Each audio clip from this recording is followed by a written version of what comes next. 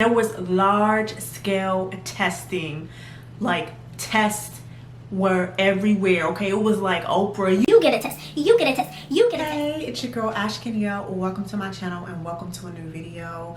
I hope that you all are trying to be as safe as possible and taking all the precautions needed. I know it's a very saddening and scary and frightening time right now. I know that many people are worried about their loved ones. People have lost loved ones, and my heart goes out to, everyone out there who's lost someone behind this or been affected by this. I have an interesting perspective on things because I was living in South Korea when this all kind of came about. I lived in Daegu, South Korea for 1 year up until the end of February 2020 of this year. And I have a unique perspective as far as how South Korea handled this and how America is handling this. I know some of these things that I am going to mention, America is doing some of these things now, but it took America a very, very, very long time to start to do some of these things. Pretty much, I'm just gonna say it. South Korea is the place to be during this crisis. I know my friends, if they ever see this video, my friends who are currently still in South Korea, they're gonna laugh because when I tell you I was trying to leave there so bad towards the end when Daegu became the epicenter, and that city specifically, not the country, the city had the most confirmed cases in the world outside of China. So it's a different type of scary when you are living in a foreign country and going through something like this. So my perspective has changed a little bit now that I am in America and I see how America is doing things. I know my friends are gonna say, girl, your tune changed real quick. Yes, the Korean government acted very fast. They did their best to get in front of it. The Korean government enforced people to stay home.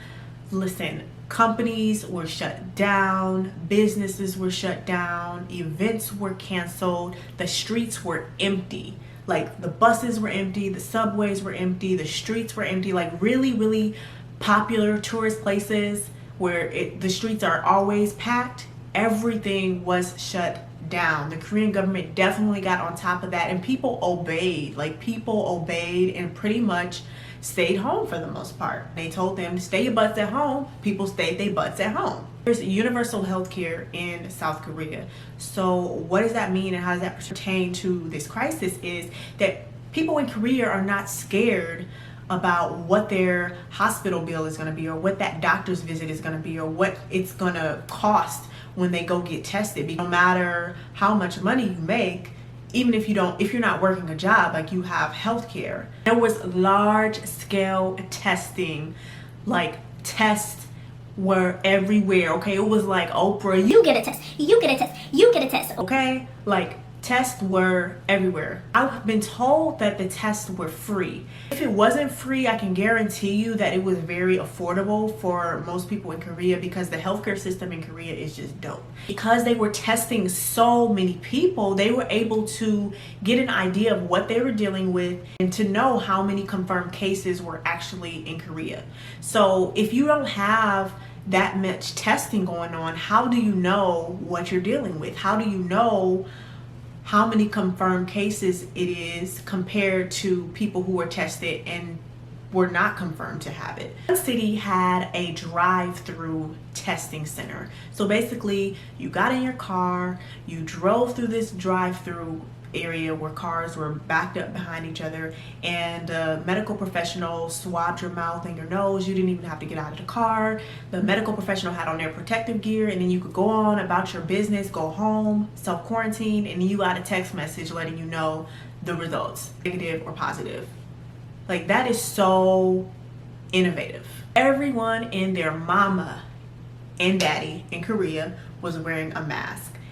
And if you didn't have on a mask and you were out in public somewhere, you got that weird look like, put on your mask. And I will say, in America, we don't have to wear masks like that. Our air is not as contaminated and as polluted as it is in Korea. So they have masks like just readily available because they need that, because the air quality is terrible over there.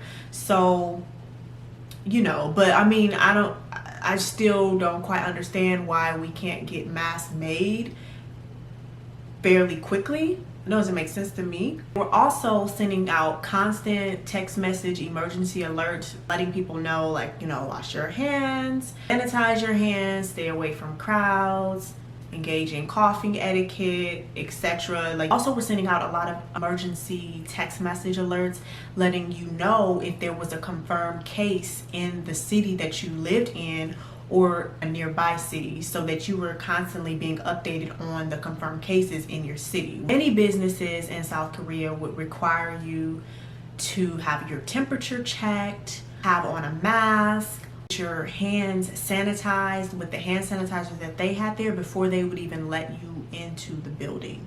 And this was on like even buses, subways, stores, taxis.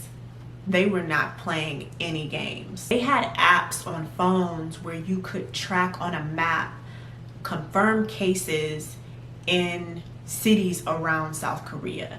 And it would talk about new confirmed cases, how many people have been tested, how many people tested positive, how many people tested negative, how many people were in treatment, how many people recovered, how many deaths there were. Not only could you see confirmed cases in cities, you could also like zoom in to see the neighborhood that it was in too. Many schools were requiring any teachers who had traveled anywhere outside of Korea, not just in certain countries, anywhere outside of Korea, you returned, you would need to self-quarantine in your home for 14 days. There were security cameras everywhere, all over Korea, literally everywhere. Not just your average security cameras that you see like in America. You know, in America there's security cameras at places, but in Korea they are everywhere. So they had those security cameras set up, and if you did find out that you were tested positive, they could check the security footage to see where you went, who you came in contact with, like if you touched anything.